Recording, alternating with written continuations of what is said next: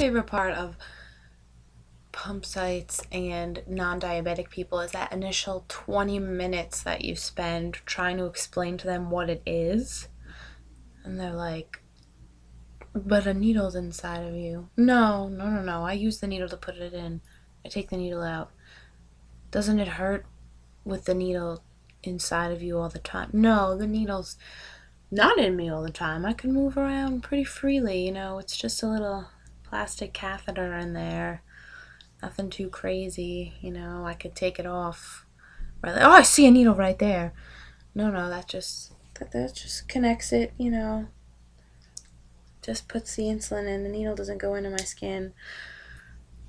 So after about 20 minutes of that, they're like, okay, yeah. So where do you put it? They're like, well, it's different for everyone. I like to put it in my stomach and my butt. Then you realize that it got really uncomfortable because, you're talking about your butt in front of people and it seemed normal to you. And then they're like, oh, no, no, no, it's mostly, on my hip, you know, sorry for making you uncomfortable. No, I met this girl today. She has to stick a needle up her butthole. At that point, the conversation's kind of ruined and you're just kind of back to the whole, so yeah, there's no needle in me all the time, it's just a little plastic thing right here. And they're like, I really don't want to know anymore. I have to go now, okay? Then, of course, with pump sites, you have the issue of having to change them every other day or every 2 days or whenever you change them. And it's going to take like 5 minutes because you do it all the time and it takes like 5 minutes. You could do it while you're watching TV, just like throwing crap around.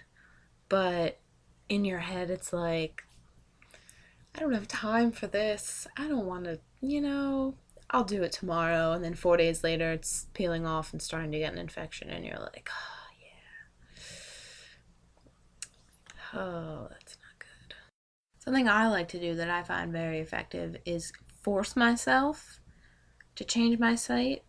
When I'm about to go for a run or go in the shower and I'm like, oh, I have to change my site later tonight. Maybe I won't do it. Maybe I'll get back from my run and just go to sleep. Or maybe I'll get out of the shower and, it'll be late. And in my head, I'm like, no, I have to do it. And then it's just rip the pump side out. Then there's no turning back at that point. Just, what am I going to do now? Now I have to change it. So, there's that. That's, of course, only an option when I'm actually going to shower or take a run. Just kidding. I exercise pretty frequently. Anyway, I think my other favorite thing about pump sites is when people actually refuse to change them and they're like falling out. You've got like duct tape over it to hold it back. And no, no, I still got a few more days. I'm just going to keep refilling the reservoir. I could keep the site in. I'm one to talk. Mine right now is completely falling off. Just peeling right off. I think you could see it frayed at the edges. Gonna have to force it off of me before I shower because I plan on showering tonight.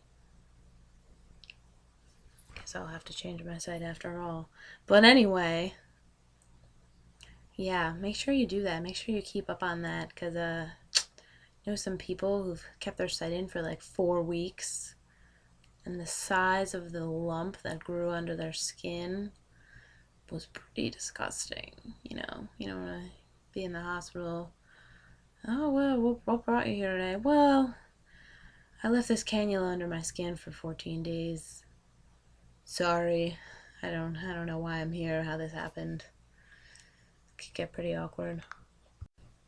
Yeah, and that's what's been on my mind today. If any of you are actually listening or anything, you're probably wondering why I'm taking a video of myself alone in my room. But it's mostly just because I'm too lazy to write today. Tired.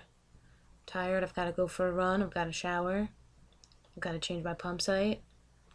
I ripped it out. I'm just I got a lot to do. So we'll see you next time.